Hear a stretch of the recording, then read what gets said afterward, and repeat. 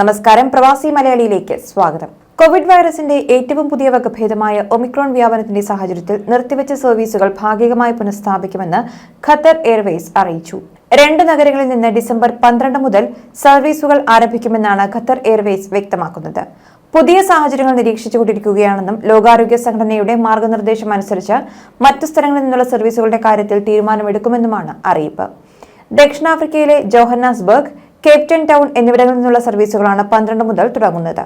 ജോഹന്നാസ്ബർഗിൽ നിന്ന് ദിവസേന 2 സർവീസുകളും കേപ്റ്റണിൽ നിന്ന് 1 സർവീസുമായിരിക്കും ദോഹയിലേക്ക് ഉണ്ടാവുക. ഒമിക്രോൺ വകഭേദം സ്ഥിരീകരിച്ച പശ്ചാത്തലത്തിൽ 7 രാജ്യങ്ങളിൽ നിന്നുള്ള സർവീസുകൾക്കാണ് ഖത്തർ എയർവേസ് നവംബർ 27 മുതൽ വിലക്ക് ഏർപ്പെടുത്തിയിരുന്നത്. ദക്ഷിണാഫ്രിക്കയ്ക്ക് പുറമെ അങ്കോള, സാംബിയ, സിംബാബ്വെ, മൊസാംബിക് എന്നീ രാജ്യങ്ങളിൽ നിന്നുള്ളവർക്കായിരുന്നു അന്ന് വിലക്ക് ഏർപ്പെടുത്തിയിരുന്നത്. അതേസമയം ഒമിക്രോൺ ഭീഷണി നിലനിൽക്കുന്ന സാഹചര്യത്തിൽ അന്താരാഷ്ട്ര വിമാന സർവീസുകൾ പുനഃസ്ഥാപിക്കുന്നത് നീട്ടിവച്ചിരിക്കുകയാണ് കേന്ദ്ര സർക്കാർ. ജനുവരി 31 വരെ വിമാന സർവീസുകൾ പുനരാരംഭിക്കില്ല എന്ന് വ്യോമയാന മന്ത്രാലയം അറിയിച്ചു. ഒമിക്രോൺ പടരുന്നതിനാൽ ആഗോള സാഹചര്യം പരിഗണിച്ചാണ് നടപടി. കോവിഡ് വ്യാപനത്തെ തുടർന്ന് 2020 മാർച്ചിൽ നിർത്തലാക്കിയ അന്താരാഷ്ട്ര വിമാന സർവീസുകൾ ഈ മാസം 15-ന് പുനഃസ്ഥാപിക്കാനായിരുന്നു നേരത്തെ തീരുമാനിച്ചിരുന്നത്. എന്നാൽ ഒമിക്രോൺ പടർന്നതോടെയാണ് തീരുമാനം പുനഃപരിശോധിച്ചത്. എന്നാൽ രാജ്യങ്ങൾ തമ്മിൽ ധാരണയിലെത്തി തുടരുന്ന എയർ ബബിൾ സർവീസുകൾക്ക് മാറ്റമുണ്ടായിട്ടില്ല.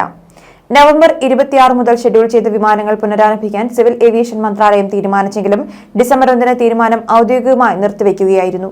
കോവിഡ് പ്രതിരോധത്തിന്റെ ഭാഗമായി രാജ്യത്ത് ലോക്ഡൌൺ ഏർപ്പെടുത്തിയതോടെ 2020 മാർച്ച് 23 മുതൽ ഷെഡ്യൂൾ ചെയ്ത അന്താരാഷ്ട്ര വിമാനങ്ങൾ താൽക്കാലികമായി നിർത്തിവച്ചിരിക്കുകയാണ്. തുടക്കത്തിൽ സ്വദേശത്തേക്ക് കൊണ്ടുപോകുന്ന വിമാനങ്ങൾക്ക് മാത്രമേ അനുമതി ഉണ്ടായിരുന്നുള്ളൂവെങ്കിലും 2020 ജൂലൈ മുതൽ അന്താരാഷ്ട്ര വിമാനങ്ങൾ പുനരാരംഭിക്കുന്നതിന് ഇന്ത്യ വിവിധ രാജ്യങ്ങളുമായി എയർ ട്രാൻസ്പോർട്ട് ബബിൾ കരാറുകൾ ഒപ്പുവെക്കാൻ തുടങ്ങിയിരുന്നു. ഇതോടെയാണ് നേരിയ തോതിലെങ്കിലും അന്താരാഷ്ട്ര വിമാന സർവീസുകൾ പുനരാരംഭിച്ചത്. ന്യൂസ് ഡെസ്ക്, പ്രവാസി മലയാളി.